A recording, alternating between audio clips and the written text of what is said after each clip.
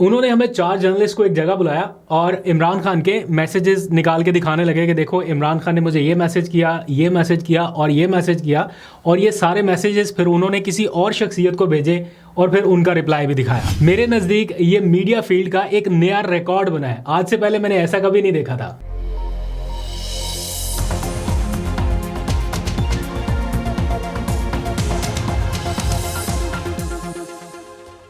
बिस्मिल्लाहिर्रहमानिर्रहीम, अस्सलाम वालेकुम। पाकिस्तान और दुनिया भर में देखने और सुनने वालों को अब्दुल कादिर का सलाम। पाकिस्तान में 16 नवंबर की रात है और क्या आप लोगों को पता है कि आज दुनिया भर में बर्दाश्त और तहम्मुल का आलमी दिन मनाया जा रहा है। मुझे ये नहीं पता था, लेकिन वो प्राइम मिनिस्टर ऑफिस से एक रिलीज़ जारी हुई जिसमें लिखा गया था कि ये 16 नवंबर से पहले शाया ना किया जाए। तो मैंने कहा ऐसी क्या ख़ास चीज़ भेज दी गई है। जब देखा तो वो बर्दाश्त और तहम्मुल के आलमी दिन के हवाले से ख़ुसूसी पैगाम था। तो मुझे नहीं मालूम, लेकिन मैंने एक दफ़ा जब मैं ARY को नया नया ज्वाइन किया तो मुस्कुराहट का आलमी दिन उन दिनों आया हुआ था। तो मुझे एक खसूसी रिपोर्ट बनाने का कहा गया कि मुस्कुराहट के आलमी दिन पे एक खसूसी रिपोर्ट बनाई जाए और लोगों से बातचीत की जाए इस बारे में। मैं माइक उठा के बाहर बाज़ारों में फिरता रहा, लोगों से पूछ रहा था कि आज मुस्कुराहट का आलमी दिन है, क्या कहेंगे आगे। तो वो हंस के चले जाते थे, कहते क्या कहें आगे।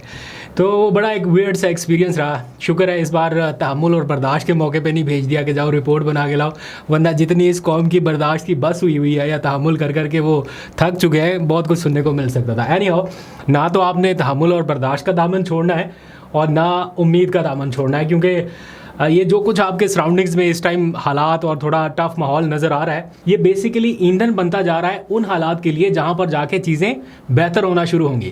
खैर, आगे बढ़ते खबरों की तरफ। बहुत सारे लोग कल से पूछ रहे हैं कि क्या कोई वकला तहरीक शुरू होने वाली है। ये जो जजेस ने रिज़ाइन किया, क्या ये किसी वकला तहरीक को शुरू करने वाले हैं या इसमें पार्टिसिपेट करने वाले हैं। तो जो कोर्ट को कवर करने वाले रिपोर्टर्स हैं वो तो मुसलसल ये हिंट दे रहे हैं कि जो रिटायर्ड जजेस हैं वो इस बारे में सोच रहे हैं, और ख़ास तौर पे मंसूर अली शाह के हवाले से ये कहा जा रहा है कि वो आइन को बहाल करो की कोई तहरीक जो है वो शुरू कर सकते हैं और उसके लिए वो शायद कराची का दौरा करने वाले हैं। ये मेरी खबर नहीं है, लेकिन जो कोर्ट को कवर करने वाले सीनियर रिपोर्टर हैं मोहम्मद इशफाक, उनका मैं ट्वीट देख रहा था। उन्होंने कहा कि मंसूर अली शाह साहब जो हैं ये कराची जा रहे हैं और वहाँ से इस तहरीक का आगाज़ होगा। पता नहीं कब जाएंगे, लेकिन एक बात आपको जहन में रखनी है कि ये अदलिया तहरीक, ये जजेस तहरीकें जो है ये इतनी आसानी से ऐसे इनिशिएट नहीं होती, जबकि रियासत का माहौल और मूड आपको क्या नज़र आ रहा है। अगर ये इतना आसान हो तो ये अब तक शुरू हो चुकी होती है। वो आपको पता है, वो बड़े बड़े बालों वाले एक साहब होते थे जो बड़े जोशो खिताबत के साथ आया करते थे हर मौके पे, वो अभी नहीं आपको नज़र आ रहे, क्योंकि ये सारा कुछ जब शुरू होता है, इनिशिएट होता है, तो बार काउंसिल्स के ज़रिए होता है।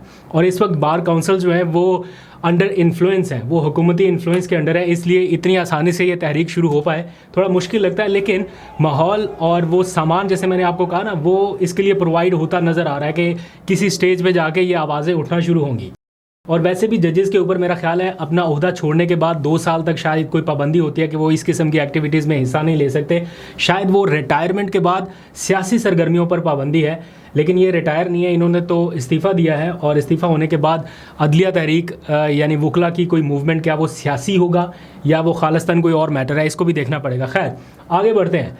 कल से एक मुहिम शुरू हुई थी, हमने उसके ऊपर कल भी बात की थी, आज भी उसके ऊपर थोड़ी बहुत डिस्कशन जारी है, लेकिन the matter of fact is this कि वो 12 घंटे से ज़्यादा वो मुहिम नहीं चली और उसका बयानिया आहिस्ता आहिस्ता ठोस होता हुआ नज़र आया। और ये बयानिया, ये मुहिम अपनी मौत आप मर गई है। लेकिन एक दिलचस्प किस्म का रिकॉर्ड बन गया है और वो मैं कल से ऑब्ज़र्व कर रहा था। मैंने सोचा था इस पर डिस्कस करेंगे, लेकिन रिकॉर्ड क्या है वो ये कि मैंने अभी तक, ये मुझे कोई 14 साल के करीब हो गए जर्नलिज़म में, मैंने नहीं देखा कि कोई एक शख्सियत किसी ख़ास टॉपिक के ऊपर मीडिया के ऊपर नज़र आई हो और वो उसकी इतनी ज़्यादा पार्टिसिपेशन रही हो कि वो ऑडियो बीपर्स भी दे रहे हो, वो वीडियो बीपर्स भी दे रहे हो, वो शाम को सारे टॉक शोज़ में भी बैठे हो। एक टाइम पे बंदा एक आध टॉक शो को ही भुगता सकता है, वो हर टॉक शो में भी नज़र आ रहे हो, हर ट्रांसमिशन में भी नज़र आ रहे हो। जिन्होंने ये खबर कल आर्टिकल जिन्होंने छापा था, मैं उन खातून की बात कर रहा हूँ, तस्वीर तो मैं यहाँ पे नहीं दिखाऊंगा उनकी, लेकिन जितनी पार्टिसिपेशन उनकी रही, बीपर्स, ऑडियो बीपर, वीडियो बीपर, फिर टेलीविज़न के टॉक शोज़ और फिर पॉडकास्ट तक में भी आ गए।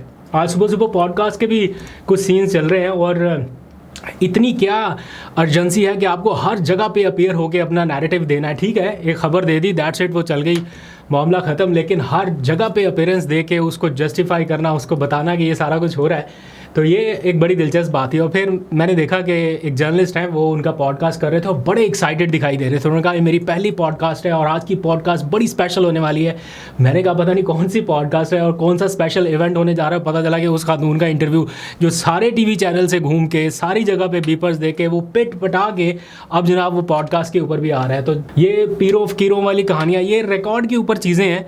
क्या आसिफ जरदारी साहब के पीर नहीं होते थे, वो ऐवान सदर तक भी जाते थे। अक्सर हमने देखा कि उन्होंने कहीं मना किया हुआ था, उनको खबरें सुनी थी ना, हमने कभी बिलीव नहीं किया उस चीज़ के ऊपर, ना हमने कभी उसके ऊपर पॉडकास्ट की, ना उनको किसी ऐसी चीज़ से लिंक किया कि जनाब वो उनको मना किया हुआ है पता नहीं खुशकी पर जाने से या समंदर के आसपास जाने से। इस तरह की अफवाहें उस टाइम पे चलती थी।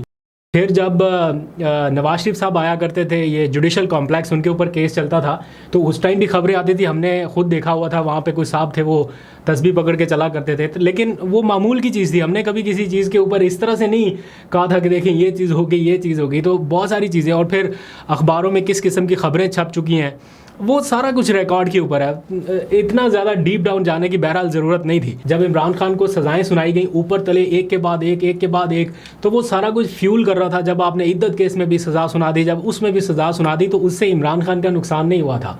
वो लोग उन पर नाराज़ हो रहे थे जिन्होंने ये सारे केसेस बनाए थे, लोगों को पसंद नहीं आ रहा था। तो इमरान खान से नफरत की बजाय उनसे लोगों की हमदर्दियाँ बढ़ रही थी। मुझे बहुत अच्छे से याद है, मौजूदा हुकूमत के एक वज़ीर हैं, जब वो वज़ीर नहीं बने थे तो उन्होंने हम 4 जर्नलिस्ट से एक जगह पे मुलाकात की, और उस मुलाकात का डिस्कशन जो थी ज़्यादातर वो इसी चीज़ों के ऊपर थी, इमरान खान, माजी, ये वो सारा कुछ। और उन्होंने इमरान खान के मैसेजेस दिखाना शुरू कर दिए। उनके पास एक मोबाइल महफूज है जिसमें इमरान खान के सारे मैसेजेस हैं। तो वो दिखा रहे थे, देखो इमरान खान ने ये कहा, देखो इमरान खान ने ये कहा, देखो लास्ट मोमेंट पे ये मैसेज किया गया, जो कि रिलेट कर रहा था बुशरा बीबी से एंड सो ऑन सारी चीज़ें। और फिर उन्होंने बताया ये मैसेजेस उन्होंने कहाँ पर भेजे और वहाँ से क्या रिप्लाई आया। तो वो सारी चीज़ें अभी भी किसी ना किसी शेप में लोगों के पास महफूज है, जिसको वो वक्तन फ़वक्तन इस्तेमाल करते हैं कि देखें इमरान खान की चीज़ें जो है वो हमारे पास महफूज हैं, उनके ये मैसेजेस सबूत के तौर पर ये चीज़ें। तो वो हमें भी बताने की कोशिश कर रहे थे कि जो हम बता रहे हैं वो गलत नहीं है, वो सही है, क्योंकि हमारे पास ये प्रूफ है। बट क्या ये मैटर करता है, क्या लोग इस चीज़ को बाय करने के लिए इंटरेस्टेड है? मुझे नहीं लगता। आज एक एंकर हैं शाहजेब खानज़ादा, उनकी वीडियो सोशल मीडिया के ऊपर वायरल है, जिसमें देखा जा सकता है कि एक साहब जो हैं वो उन पर तनकीद कर रहे हैं, उन पर गुस्सा हो रहे हैं इस वजह से कि उन्होंने माजी में इस किस्म के प्रोग्राम्स कर रखे हैं, इसी मौजू पर प्रोग्राम कर रखे हैं। तो मैं उनके इस एक्ट को जस्टिफाई नहीं करता। मुझे लगता है कि ऐसा नहीं होना चाहिए। अगेन वो जो स्टार्ट में मैंने आपको बताया तहम्मुल और बर्दाश्त वाला, लेकिन अनफॉर्चुनेटली लोग इस बात को इतना देख चुके हैं, इतना तंग आ चुके हैं, इतना बर्दाश्त कर चुके हैं, या इतना नाराज़गी का इजहार कर चुके हैं कि उनको जब मौका मिलता है तो वो अपनी फ्रस्ट्रेशन निकालते हैं। ऑल्दो कि मैं समझता हूँ कि ये एक्ट ना होता तो बेहतर था, इसकी वीडियोस नहीं बननी चाहिए थी, नहीं सोशल मीडिया के ऊपर आनी चाहिए थी, क्योंकि कहीं ना कहीं ये गलत है। गलत को गलत कहना पड़ेगा। बेशक आप लोग शायद तनकीद करेंगे कि उस वक्त तुम कहाँ थे जब शाहजेब खानज़ादा ये प्रोग्राम कर रहा था, या उस वक्त कहाँ थे जब ये सारा कुछ हो रहा था। मैं यहीं पर था, उस वक्त भी हम बात कर रहे थे। बट अगेन दो चीज़ें गलत एक सही नहीं बना सकती। अगर वो गलत है तो ये एक्ट भी गलत है और इसको जस्टिफाई नहीं किया जा सकता। मुझे मालूम है लोग गुस्से का इजहार कर सकते हैं, अभी भी करेंगे, शायद कमेंट्स में भी करेंगे। एनीहाउ आगे बढ़िए ज़रा। साबिक गवर्नर इमरान इस्माइल साहब, ज़रा वो देखिए 2-4 दिन पहले वो एडवोकेट बने हुए थे इमरान खान की रिहाई के, और ऐसा लग रहा था कि उनसे बड़ा दर्दमंद शख्स इस टाइम नहीं है। वो जैसे टेलीविजन पर जा के प्रोग्राम्स कर रहे थे कि हमने बेड़ा उठा लिया उनकी रिहाई का। वो 3 रहनुमा जो हैं वो कोशिशें कर रहे थे। अभी कल वाला जो एपिसोड हुआ है, मैंने उनको फिर देखा, वो टेलीविज़न पर जाकर इमरान खान की अहलिया के ऊपर वही इल्ज़ामात लगा रहे थे, और वो तस्दीक कर रहे थे बैठ के कि हाँ ये सारा कुछ हुआ, हमने ये सारा कुछ सुना।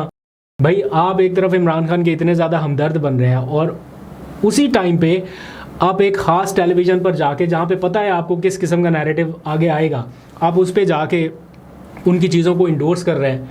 अगर आप इतने ही हमदर्द हैं, आपको ज़रूरत क्या है जाने की? आप घर पे भी बैठे रह सकते हैं, लेकिन नहीं, आपने चूज़ किया कि मैं जाऊंगा और जाके इस मुहिम का हिस्सा बनूंगा और इंडोर्स करूंगा कि हाँ ये हमारे सामने ये सारी चीज़ें हुई थी। बहरहाल ये आपकी अपनी चॉइस है।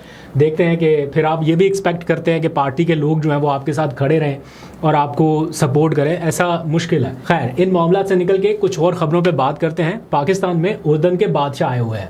गुज़िश्ता रात वो पहुंचे थे पाकिस्तान, उनका बड़ा ज़बरदस्त इस्तकबाल किया गया इस्लामाबाद एयरपोर्ट पे, नूर खान एयर बेस पे, और उसके बाद फिर ऐवान सदर में भी तकारीब हो रही हैं, प्राइम मिनिस्टर हाउस में हो रही हैं, कुछ मुफाहमती यादाश्तों पर भी दस्तखत हो रहे हैं।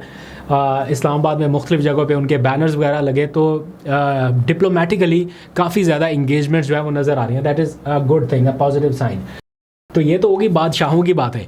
ज़रा आम लोगों की भी बात कर लें। आम लोगों के मसले मसाइल वही चीनी, आटा, महंगाई, पेट्रोल, ये सारे मसले आम लोगों के हैं। मैं जैसे पहले बताया कि टीवी चैनल्स के ऊपर जितनी ट्रांसमिशन एक आर्टिकल के ऊपर हुई है, उसका 10% भी चीनी की कीमतों के ऊपर अगर हो जाता तो चीनी की कीमतें आज कंट्रोल में होती। अब हर जगह पे चीनी की कीमतों में इजाफा हुआ, क्या उसके ऊपर कोई बात करता हुआ आपको दिखाई दे रहा है? कोई ऑपोजिशन बोलती हुई नज़र आ रही है? कोई हुकूमती लोग बोलते हुए नज़र आ रहे हैं? अदरवाइज़ अगर ये इमरान खान के दौर में पीटीआई के टाइम पे हो रहा होता, जो कि एक दफ़ा हो भी चुका, तो कैसे चीनी चोर, आटा चोर जैसा एक नैरेटिव लॉन्च हो जाता था और बताते थे कि जैसे सारी चीनी चोरी करके इमरान खान अपने बनी गाला ले गया, और कितना नैरेटिव लॉन्च हो जाता था वो जहांगीर तरीन के अगेंस्ट, और उनको बुरा भला कहा जाता था। आज कुछ भी नहीं है। तो आपने एक चीज़ नोट किया कि हुकूमत कोई भी हो, चाहे इमरान खान की हो, चाहे शहबाज शरीफ की हो, चाहे किसी की भी हो, नवाज़ की हो, पीपल्स पार्टी की हो, वो चीनी वाला सारा तबका जो है वो हमेशा हुक्मरान इत्तेहाद के साथ ही रहता है। वो अपोजिशन में नहीं जाता कभी भी। वो जहाँ जो हुकूमत हो उनके साथ ही वो होता है। तो ऐसा क्यों होता है? एनीहाउ, जाते जाते आखिरी खबर ये कि कल बांग्लादेश के हवाले से एक बड़ा दिन होगा, एक बड़ा फ़ैसला आना है कल हसीना वाजिद के हवाले से, क्योंकि उन्होंने जो इंसानी हकूक़ की खिलाफ वर्जियाँ की बांग्लादेश में, उसके ख़िलाफ़ एक मुकदमा उनके ऊपर कायम किया गया था, जिसकी काफ़ी देर से कार्रवाई चल रही थी। अब जाके पता चला है कि कल उसका महफूज किया गया फ़ैसला सुनाया जाएगा, और प्रोसिक्यूशन ने उनको सज़ाए मौत देने का जो मुतालबा है वो कर रखा है, या वो चाहते हैं कि उनको सज़ाए मौत सुनाई जाए। ऑब्वियसली वो बांग्लादेश में मौजूद नहीं है, लेकिन क्या उन्हें सज़ाए मौत सुनाई जा सकती है? उनके हामी जो हैं वो सड़कों पे हैं। बताया जा रहा है कि वहाँ पर हालात ऐसे हैं कि फ़ौज को भी तैनात करना पड़ा दारुल हुकूमत ढाका में, ताकि बदअमनी का कोई वाक़या पेश ना आए। तो खैर, आपको कल अपडेट करेंगे। जाते जाते मौके का फ़ायदा उठाते हुए, मेरे दो दोस्तों की आज सालगिरह है, तो उन्हें सालगिरह की बहुत बहुत मुबारकबाद। हसनैन अब्बास भाई मदीना से, अल्लाह ताला आपको सेहत सलामती अता करे हसनैन अब्बास भाई, और साथ ही इस्लामाबाद से सैयद नकाश अली। नकाश साहब, आपको भी सालगिरह की बहुत बहुत मुबारकबाद। आपको जिम में आके मिलते हैं केक लेके। अपना बहुत सा ख्याल रखिए। अल्लाह हाफ़िज़।